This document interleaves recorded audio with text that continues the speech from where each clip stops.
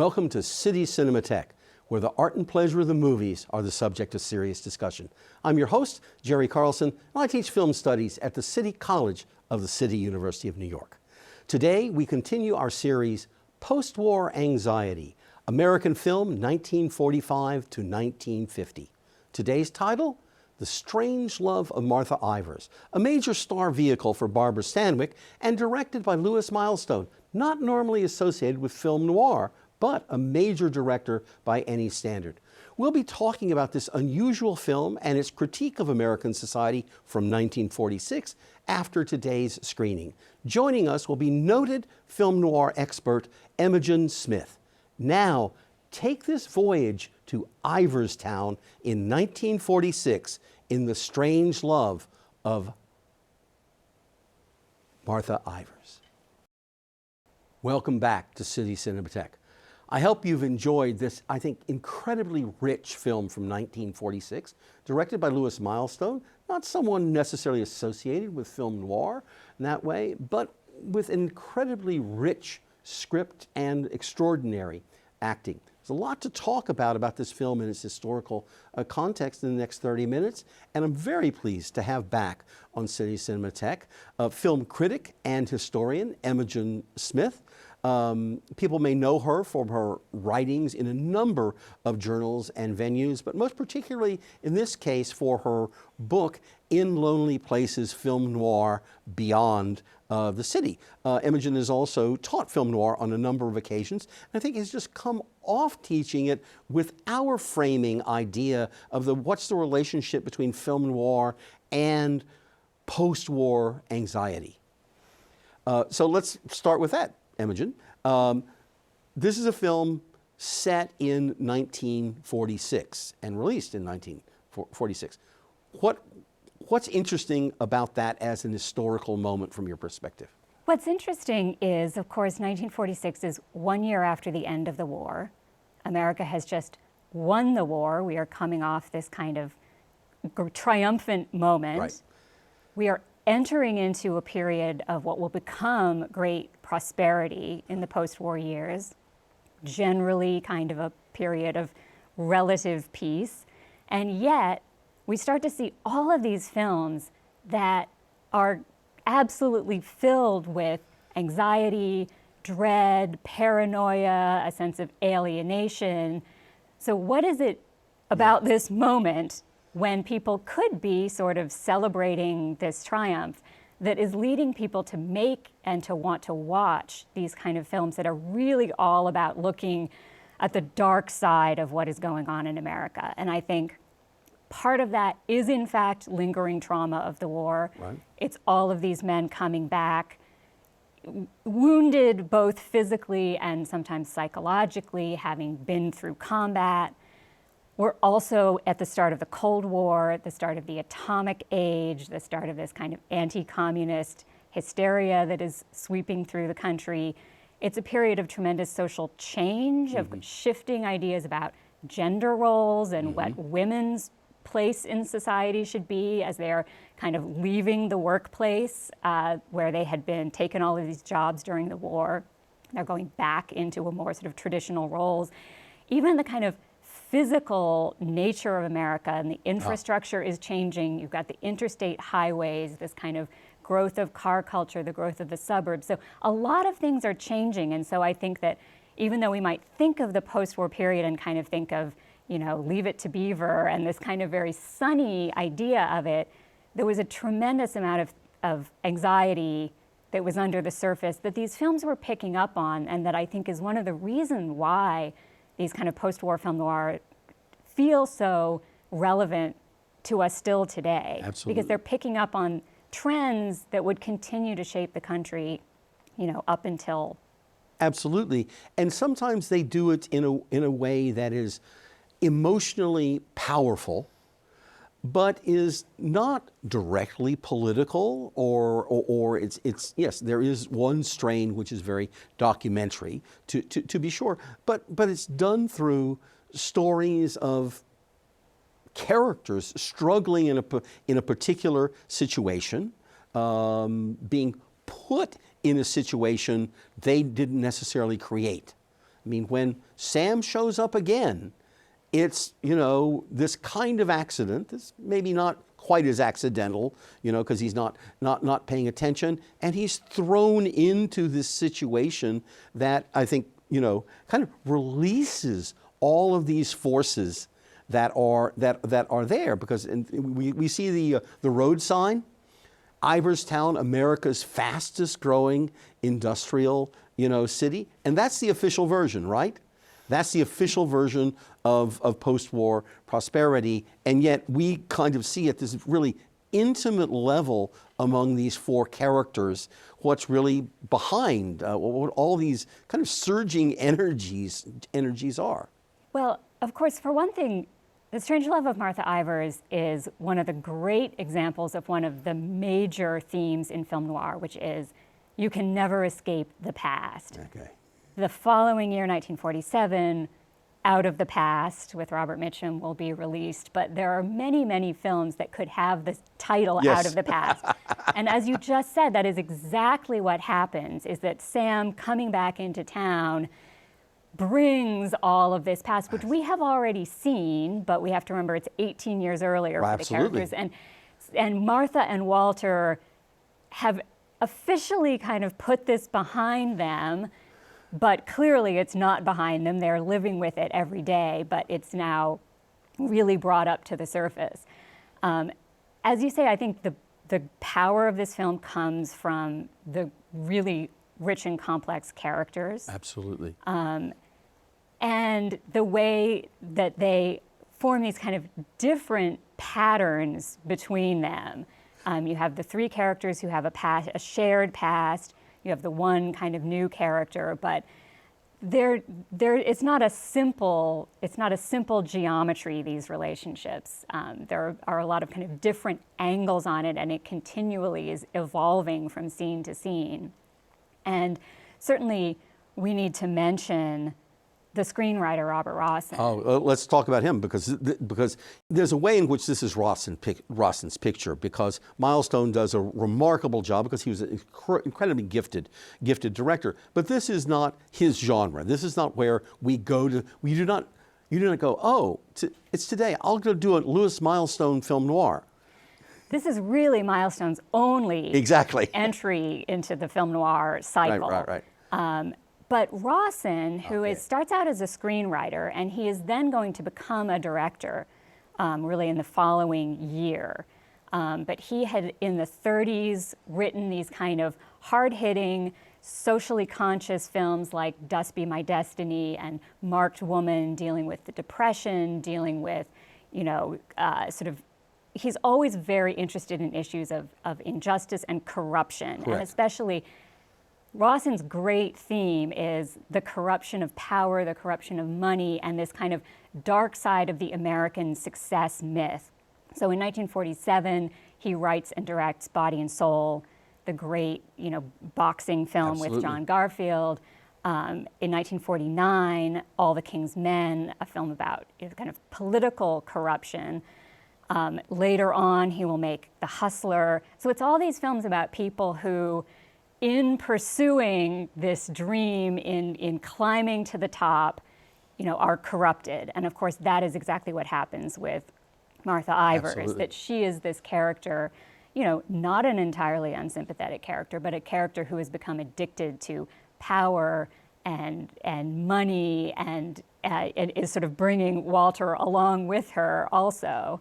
Yeah, let me just insert into this that one of the things that's much more obvious in the 30s work, because of the different political and economic climate, is an issue of classes. And a studio like Warner Brothers is famous for portraying the working class and their struggles and those kinds of things.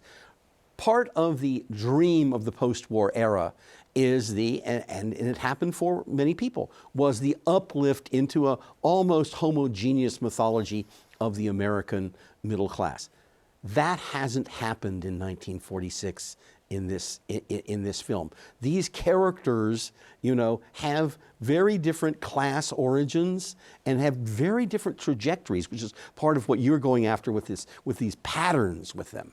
And what is particularly interesting is that Martha actually is split. She has this split identity because her father was a mill worker named Smith. And she, when we first meet her as a child, you know, she's been adopted by her aunt. Her mother was from this family, the Ivers of Iverstown. Right. Obviously, even the town is named for them. Right. She has had her name legally changed, but Martha's indeed last words are, you know, Martha, she still sees herself as Martha Smith. So within her is this conflict, and that speaks to her very complex kind of, is she a villain, is she a victim kind of character that, you know, she actually is split in her class loyalties. Absolutely. As she is in so many other ways, whereas Sam is much more of a kind of clearly defined, you know, kind of working class or sort of marginal, slightly underworld character. Right, absolutely. The police report on him, you know, that, well, you know, we have all of this, but he goes down, but he comes back, but we never quite figure out how he's done this. So there's this kind of mystery of this kind of drifting, self-made American, but who has, since he has left,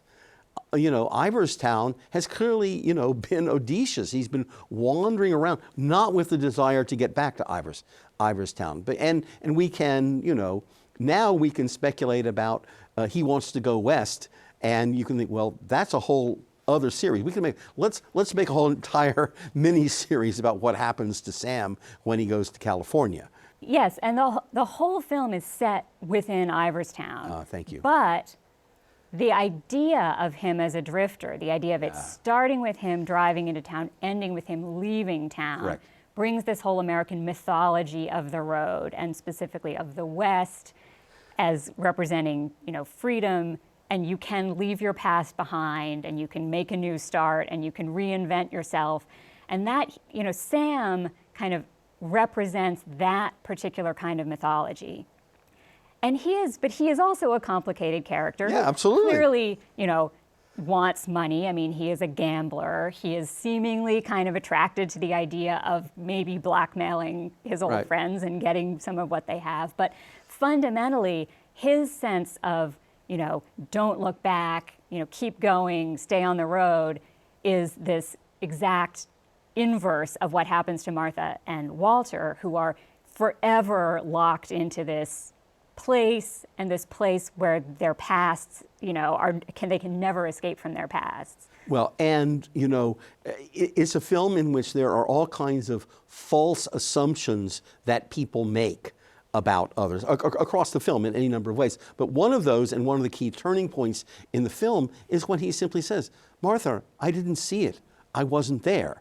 And it is just one of those great turning points, because you understand that they've been operating with a false assumption the entire time that's been driving all of this, and they've pulled him into that.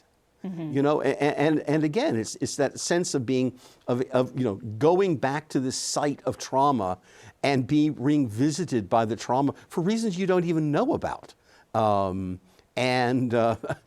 which brings out the maximum, how shall I put this? Because you've already you know, pointed towards it, the kind of the maximum moral ambiguity in his character, and the degree to which he's tested, you know, into what, you know, despite, you know, okay, I'm a gambler and all of that, who am I, I'll even use the word, ethically at core?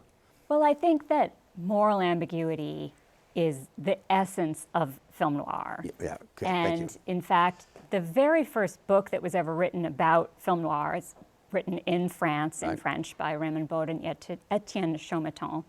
It's called Panorama of American Film Noir from 1955. They conclude that what all of these films have in common, and what really defines them, is that they deprive the viewer of the kind of conventional points of reference, where we clearly know who we are identifying with. There's a clear distinction between good and evil. You know, the story is easy to follow. This was kind of the classical type of Hollywood filmmaking before film noir. And suddenly in film noir, it's like, well, wait a minute. Is this person the hero? Are they the villain? Are they an anti-hero? Who is the protagonist of The Strange Love of Martha Ivers? You know, is it Sam? Is it Martha? who do we sympathize with, who do we approve of, and it's constantly making us kind of identify with or empathize with people who have in fact done bad things. All of the characters in this, including even Tony, who is kind of the most innocent character, she's just gotten out of jail for theft. You know, we have no person we can identify with who is really a kind of totally, you know, clean character. And so film noir is very much about taking away those kind of really clear distinctions, taking away the kind of totally comfortable viewing experience that Hollywood wanted to give people before, and saying kind of, well, it's all complicated, it's all murky, you know, and that's just the way it is in film noir. Well, so let's now take the line of one of the clear character types of film noir, and that's the, you know, the rather famous femme fatale. So we have here Barbara Stanwyck. She has played one of the most magnificent femme fatales in film noir. Phyllis Dietrichson. Dietrichson. I thought it was Dietrichson. Yeah, Phyllis Dietrichson, of course, in Double Indemnity. So there's a certain way in which an audience is coming to see Barbara Stanwyck, who's an A-list star at this point, but an A-list star who's already, you know, been in this transgressive role in Double Indemnity. But this is not the same film. This is not a remake of Double Indemnity. So where do you see her? First of all, how do you see the role of femme fatale in film noir, and then how do you see what she is in this film in relationship to that? So the femme fatale is a huge and complex topic that Indeed. I think, you know, books have been written about it, have they not? Ink has been spilled on the subject of the femme fatale. I mean, first of all, let's define this. A femme fatale is a fatal woman. Yeah. You know, we're talking about women who destroy other people in these films. They are women who use their wiles to seduce men, to get them to do whatever it is they want them to do, and in the process are destroying them. You know, Phyllis Dietrichson in Double Indemnity is a classic example. The first really great example is Bridget O'Shaughnessy in The Maltese Falcon in 1941. You know, Claire Trevor in Murder My Sweet in 1944. Jane Greer in Out of the Past. These are the really kind of classic femme fatales.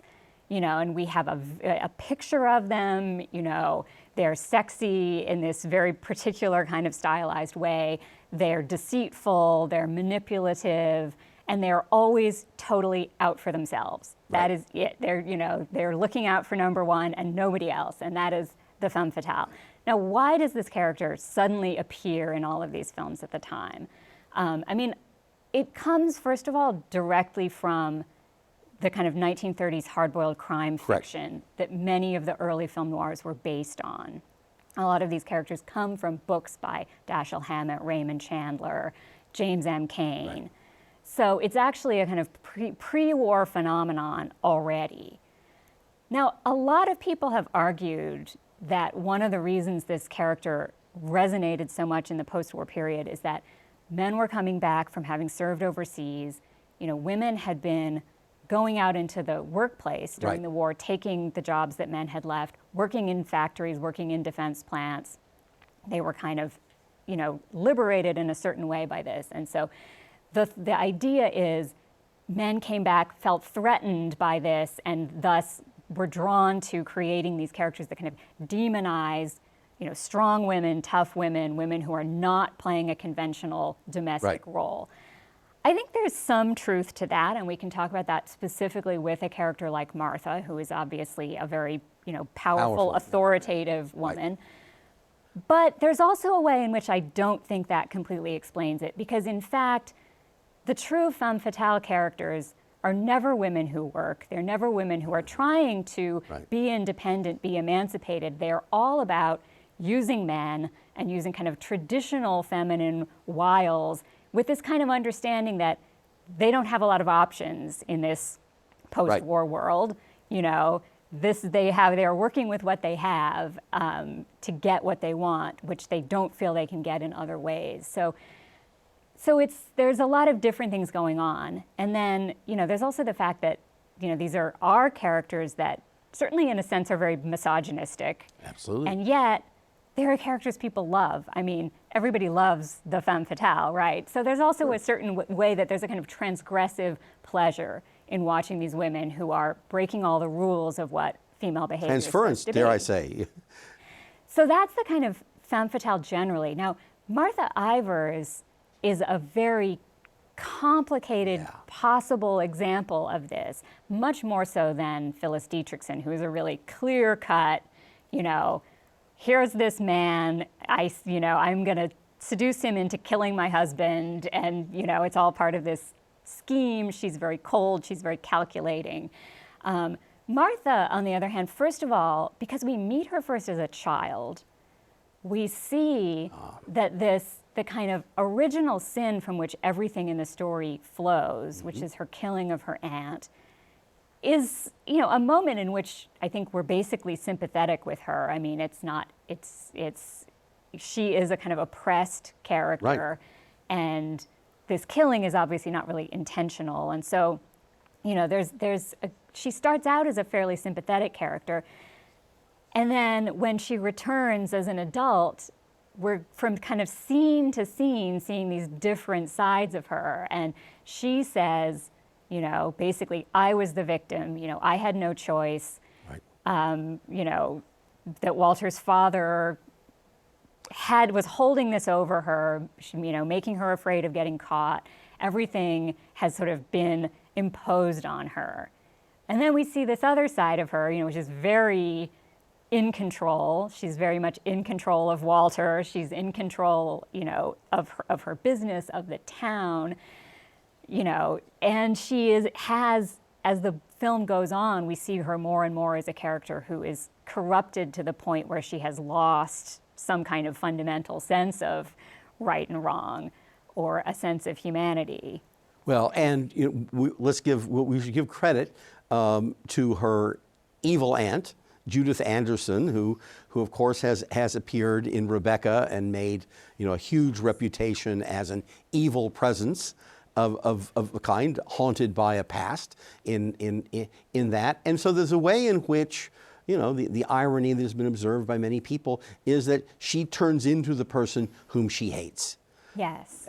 She becomes that matriarch of Iverstown as Martha Ivers, assuming that kind of rigid, cold, calculating identity that just moves forward to create America's fastest growing industrial city. Yes, but because it's Stanwyck, my favorite actress of that era, I have to say, I think she was the best. And she was able, with this very, very kind of minimalist style, to really turn on a dime so that from moment to moment she can be that, cold, icy, intimidating character, and then suddenly show you this vulnerability and this, this longing that she has for some other kind of life. And that kind of theme of the trapped woman is something you see in many of Stanwyck's films. Right. The complicated relationship with home is something you see in a lot of Stanwyck's films, often specifically with a house, as you do here, that she is still living in this same house where this terrible traumatic event happened. And Stanwyck, of course, at this point has already been a star for 15 years at least. And looking at this in the course of her career is also really interesting because, she first becomes a star in the pre-code era in the early 1930s, when she plays a lot of characters who, are very tough or very powerful, often, bend or break the rules a lot, and yet remain, characters that we sympathize with. And then later on in the 30s, she kind of specializes in these career women, working women, but who are portrayed in a very positive way, the kind of fast-talking dame, and in something like The Lady Eve in 1941, even as she is, just manipulating and destroying poor Henry Fonda, it's in this comic context. Comic mode, absolutely.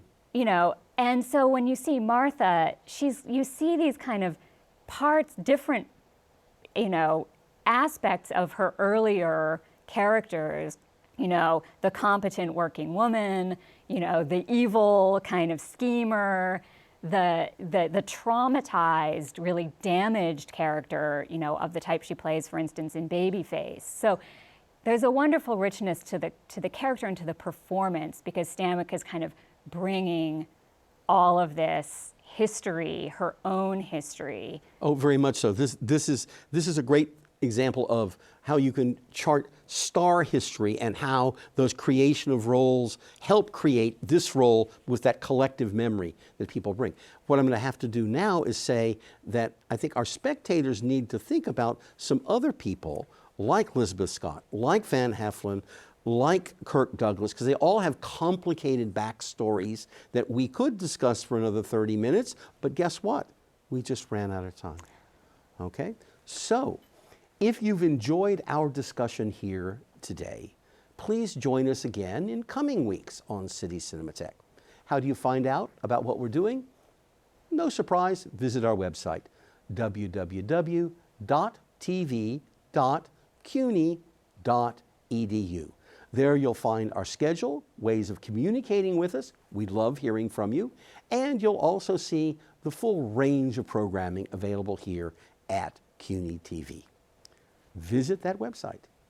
Imogen, thank you. We stuck with the image of women in this film and also that, and it's such a rich subject that we could go on about it, but there's so much else we could also talk about. So we'll have to talk again someday, won't we?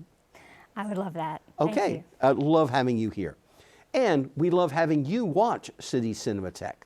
Please join us again as we continue our stroll through the archives of film history.